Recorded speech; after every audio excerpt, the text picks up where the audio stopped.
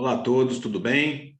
Eu sou Álvaro Pimentel, sou professor de processo penal do curso 360 e o tema da nossa conversa de hoje é sobre o garantismo integral, mais especificamente o garantismo penal integral, né? Porque a vertente trabalhada com muito mais refino é na área do direito criminal, no direito penal, e aqui a gente vai conversar os aspectos mais primordiais, na verdade, porque o assunto ele é tratado com maestria, profundidade e detalhamento pelo professor Douglas Fischer, e eu já aproveito para recomendar aqui o livro dele, Garantismo Penal Integral. É um livro excelente e ele é o papa da matéria aqui no nosso país e rendo homenagens ao grande professor Douglas Fischer. Também não poderia deixar de mencionar o meu amigo Fernando Teles, digníssimo promotor de justiça militar, excelente professor, versado nas matérias de processo penal e constitucional, que também escreve muito bem sobre o assunto, no livro dele, Crimes Militares Extravagantes. Tem aqui, ó, deixa eu pegar também, ó, Crimes Militares Extravagantes. Ele é um dos coautores. E também, para falar dessa aula, me inspirei muito no que ele escreveu. Um grande abraço ao meu amigo Fernando Teles, tá? Então, eu vou compartilhar nossa tela aqui, porque o slide ele ajuda o espectador a aprender a apreender esses aspectos, né, dessa matéria que a gente não ouve falar aí com grande... Até tem livros até que não existem, não tratam da matéria, né? Mas, assim, ela é muito interessante e tem muito fundamento científico, tá? O garantismo integral, pessoal, ele tem uma íntima ligação com os mandatos de criminalização. A gente, para chegar a essa conclusão, vamos fazer aqui uma retomada, né, mais básica da essência mesmo do direito. Eu pergunto a vocês, aqui, vamos lá, precisa compartilhar antes, né? Vamos lá, deixa eu compartilhar. Eu pergunto a vocês, o que é o direito? A gente vê inúmeras respostas nos livros, né? Nos livros, até difícil um conceito que satisfaça a cada um de nós, estudantes de direito, professores, enfim, ninguém vai se entender quanto à matéria. Mas eu acredito que é irrefutável você entender o direito também, e talvez até principalmente, como instrumento de tutela de bens e utilidades do homem. Então, aquilo que é vantajoso, útil e que o homem valoriza é objeto de proteção do direito. Sem sombra de dúvida, o direito tem essa função. É claro que a gente vai ver outros conceitos, olha, o direito ele regula a vida em sociedade, mas eu acredito que em termos práticos, nós conseguimos aí um contato muito mais, uma aderência muito maior com a realidade, tratando dessa forma, né, lá do aspecto básico, né, da pergunta o que é o direito, e chegamos aqui em conclusões específicas. E quando falamos de instrumento de direito, e agora falando propriamente do direito positivo, a gente não pode esquecer de jeito nenhum da Constituição, né? Porque é na Constituição onde está vertida a pleiade de direitos mais fundamentais na nossa sociedade. São aqueles principais direitos mais caros ao homem que estão presentes ali e albergados na nossa Constituição, principalmente no artigo 5º, mas sabemos que não se esgotam, os direitos fundamentais não se esgotam ali no artigo 5º, se espraiando pelo texto da Constituição, inclusive com reconhecimento já do STF, né? Quando ele tratou de matéria tributária ou de matéria também eleitoral, tá bom? E quando a Constituição ela trata, então, de bens fundamentais na sua função de instrumento de direito, a gente tem a seguinte pergunta a fazer. Ela, a Constituição, na sua missão de tutela de direitos, ela repele o direito penal? A Constituição, ela rechaça esse instrumento chamado direito penal para a proteção dos bens? A gente, quando o direito penal é observado na sua função, ou melhor dizendo, para que serve o direito penal? E aí a gente se aproxima daquela discussão, para que serve a pena? Aprendemos que o direito penal ele serve para proteger a sociedade. O direito penal ele serve para reprimir uma conduta indesejada. Aquelas condutas mais graves, mais agressivas aos bens jurídicos, são ali objeto de cuidado do direito penal para que delas ele trate com a devida consequência, que é a pena, e até a pena privativa de liberdade. Então, quando você tem a Constituição como instrumento de tutela de bens, instrumento de tutela dos bens mais caros, e o direito penal como instrumento fundamental, dizendo-se até que ele é a última razão de proteção dos direitos, porque serve somente à tutela dos bens mais graves, a gente já tira a conclusão que a Constituição ela se une num casamento perfeito com o direito penal.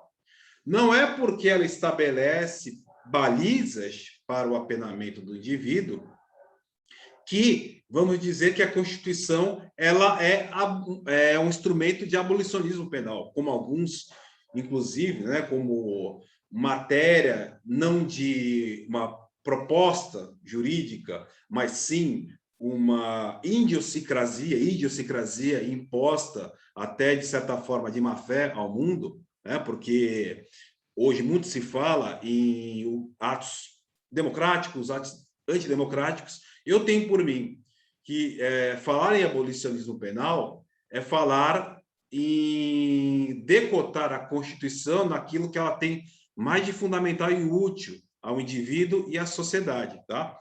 Então, se você falar nesse sentido e que a Constituição não deveria tratar de direito penal, ou ela repele, né, rechaça o direito penal nessa visão abolicionista, eu acho que esse ato aí é antidemocrático, porque a Constituição é um instrumento do Estado Democrático de Direito. Na verdade, um instrumento jurídico do Estado Democrático de Direito. E podemos falar, então, que o Estado Democrático de Direito ele rechaça o abolicionismo penal. Então, pessoal, a Constituição, ela em diversas passagens, ela trata dos bens mais fundamentais ao ser humano, tá? E é nela, nessa luta pela proteção dos direitos do homem, através do direito penal, e as garantias negativas que refreiam o poder incomensurável do Estado na persecução penal, é nesse equilíbrio é esse equilíbrio que a gente busca na Constituição. Então, pessoal, isso quer dizer que é possível, sim, uma convivência de direitos da sociedade e direitos do indivíduo. Você dizer que esse conflito é inconciliável é uma premissa falsa, tá? A gente precisa, sim, estabelecer um ponto de convergência entre a convivência desses valores, tanto da sociedade quanto do indivíduo, perante, digamos assim, aquela necessidade da sociedade, representada, por exemplo, pelo Ministério Público, na ação penal pública, de ver os crimes punidos. Tá? Então, até porque, pessoal, a gente aprende lá no começo das nossas aulas, né, do curso de Direito, que o homem é um ser gregário, que a sociedade existe para quê? Existe para a proteção do homem. É em função do homem que a sociedade existe.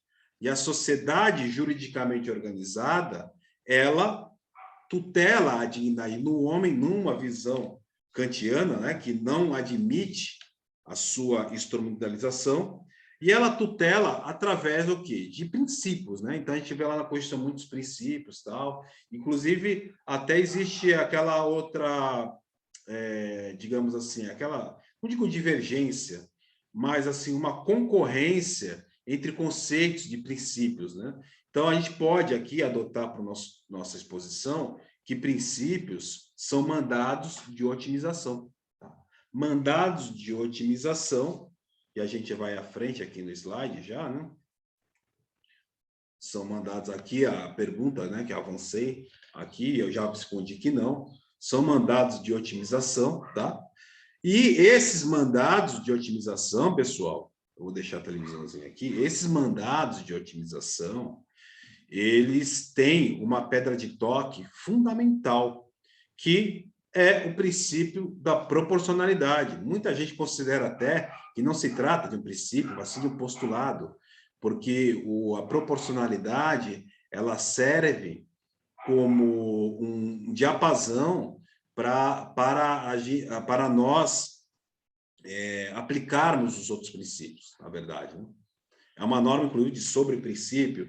Então, o que se destaca aí no direito penal, pessoal, nosso debate aqui, é essa necessidade da proporcionalidade atender o quê? A proibição do excesso, e aqui a gente corporifica a proibição do excesso precisamente nos direitos fundamentais de primeira dimensão, em que há a necessidade de refrear o poder do Estado, principalmente na seara penal, o poder persecutório, não é verdade? Então, são os direitos de resistência, os direitos negativos, os direitos de primeira dimensão, no sentido da primeira palavra do dístico da Revolução Francesa, liberdade, é verdade? Então, essa proibição do excesso, trabalhada pelos alemães, e eu vou arriscar aqui um alemãozinho, Übermaßverbot, ou algo parecido com isso, tá? Mas se escreve assim, ó. Tem até isso aqui, ó.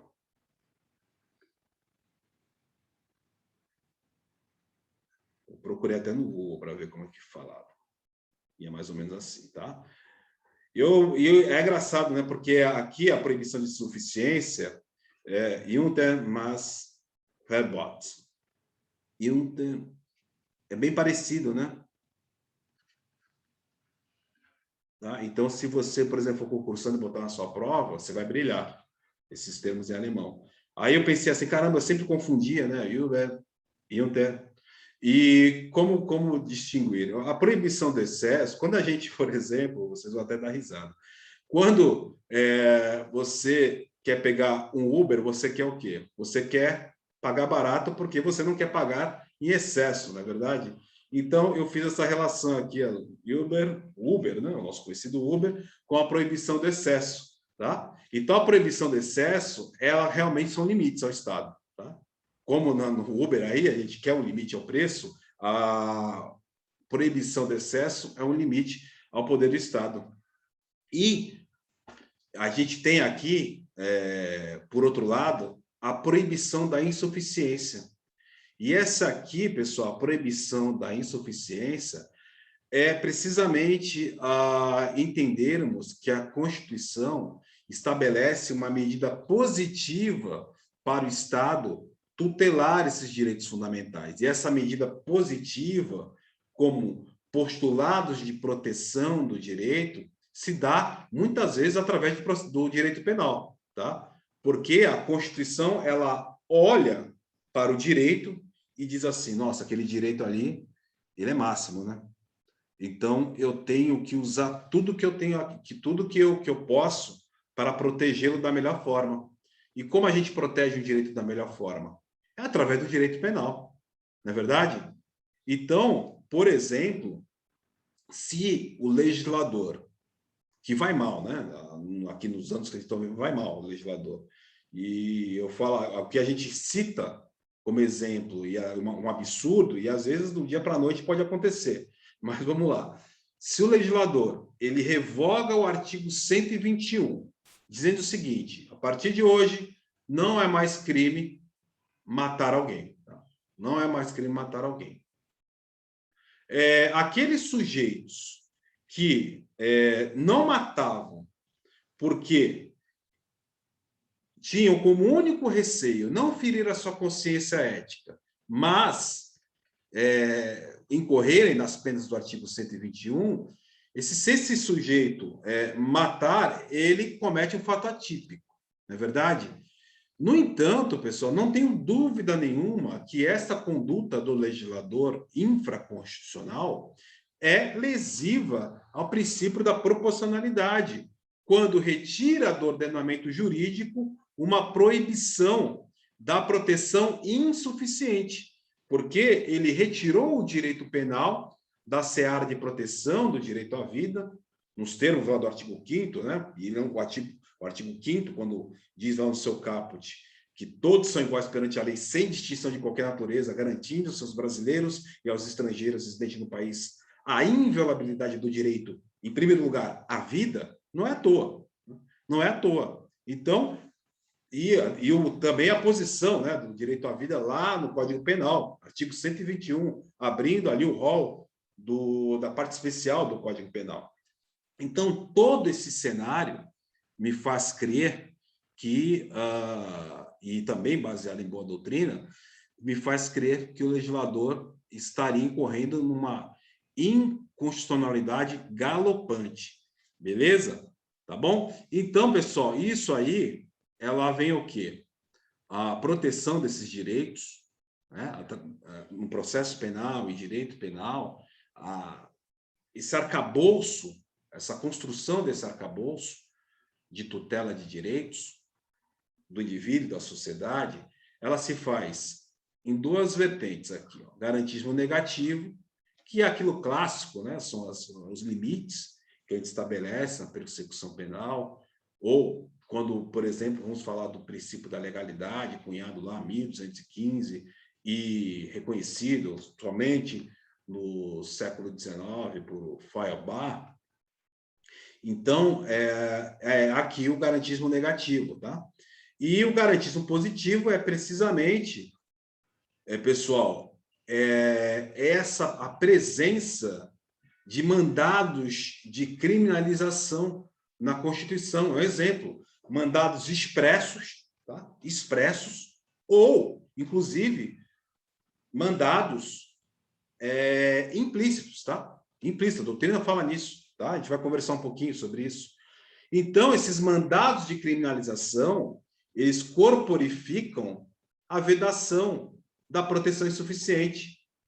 Veja bem, o próprio fato da vida estar sendo tutelada da Constituição como primazia, né, como direito primaz, é um mandado de criminalização, ok? É sim um mandado de criminalização. Então, esses enunciados normativos que falam para o legislador, você tem o dever de proteger, de emprestar o direito penal para a proteção dos direitos fundamentais. O legislador não se omita de usar aqui o que eu te ofereço de manancial bélico para proteger os direitos fundamentais. Bélico, entende, né? Sentido figurado, tá? Então, não tenha receio. E se você não fizer, você vai estar incorrendo em inconstitucionalidade por omissão. Tá bom? Então, nesse sentido, a gente tem um mandado, uma ordem que se dá ao legislador através de uma opção do constituinte originário para dizer o seguinte: olha, o legislador aqui vai com tudo, tá? Aqui vai com tudo, que eu quero ver esse direito aqui intacto, tá bom? Então, vamos a alguns exemplos aí de mandados de criminalização. Por exemplo, discriminação atentatória dos direitos e liberdades fundamentais. Tá? Então, punindo aqui qualquer espécie de discriminação. A gente vai falar mais especificamente quando tratamos de racismo. Aqui, ó. A prática do racismo constitui crime inafiançável e prescritível, sujeito à pena de reclusão. Inclusive, aqui, olha, o legislador, ele guindou o legislador ordinário e falou o seguinte: olha, trate desses crimes aqui, olha, racismo é crime, tá? Racismo é crime. E quando você construir os tipos penais, trate-os como inafiançáveis, imprescritíveis, tá? E sujeitos à pena de reclusão. Então, se o legislador construir um tipo penal tratando de racismo, prevendo a pena de detenção, temos aí uma inconstitucionalidade, tá? Por violação a esse mandado peremptório de criminalização da forma que o legislador disse que teria que ser o racismo tipificado na lei penal. Tá bom? Pessoal, aqui, ó, inclusive, esse aqui ganhou força, né, na previsão lá da homofobia, tá?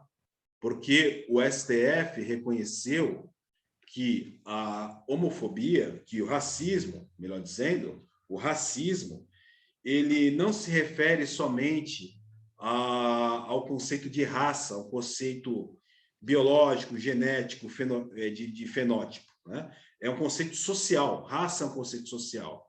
Então, uma opção sexual das minorias fragilizadas, vulneráveis, que consistem na homossexualidade, né? No transexualismo, essas minorias são assambarcadas ali no conceito de raça, tá?